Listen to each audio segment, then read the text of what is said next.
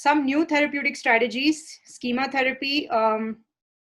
It's something like what I talked about with the archetypes, where you actually get maladaptive schemas. If you're not treated properly as a child, you become the angry and impulsive child, or you become an abandoned child if you were left frightened. For example, your parents told you, be brave, you don't have to be scared of thundering, for example. So you would develop a maladaptive schema of an abandoned child.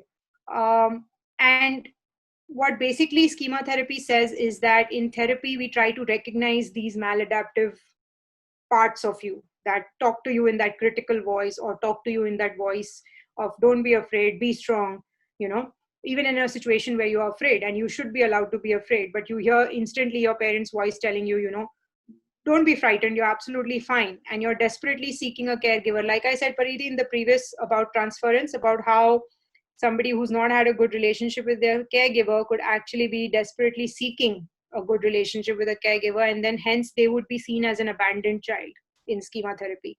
The idea is to identify this schema and bring it to this, which is the healthy adult, and give you healthy coping strategies in all situations. So this is what schema therapy basically is. There are many schemas that are activated, like punitive parent, detached protector.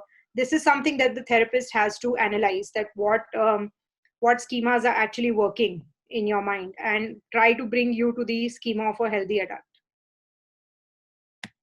And mentalization is nothing but the ability to understand your own and other people's mental state, and to be able to understand that other people have their own mental states, their own needs, their own feelings, their own beliefs. It's a lot to do with empathy, actually, and to be able to put yourself in another person's shoes, and to be able to understand that people react to situations from a place of their own mental state, and that it's not always about you as a person. So when you have a fight with a friend, for example, if you are a mature person, you would be able to mentalize that maybe she had a bad day, maybe she's going through a rough patch in her life, and that it's not about the fact that she doesn't like you.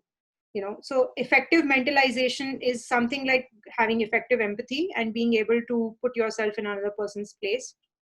It started a lot with attachment theory, which is a completely different topic, but basically talks about your relationship with your own parents. And if you have had good upbringing, effective upbringing, you are a secure individual, then you will be able to mentalize more effectively. Whereas if you've not had a good relationship and a good upbringing, and your parents have not been effective at giving you a good upbringing, then you will not be able to mentalize, and you will make everything about you. So if you have relationship problems, you wouldn't give the benefit of the doubt to your partner and say, okay, maybe it's because he's going through a rough patch in his life, or maybe he's having some relationship problems with his parents. You would try to put everything as, it's because of who I am, or what I am, or my problems. It's all about me. And it's kind of like an immature way of thinking. So mentalization tries to actually bring out the empathy in you, and try to give you the ability to put yourself in other people's place, and make you aware of the fact that every person has their own mental state. And this has been very effective recently, and it is right now currently the most in demand and hot therapy which is being used all over Europe, and it's been quite effective so far. It's got its roots in psychoanalysis, but it's a modern take on psychoanalysis.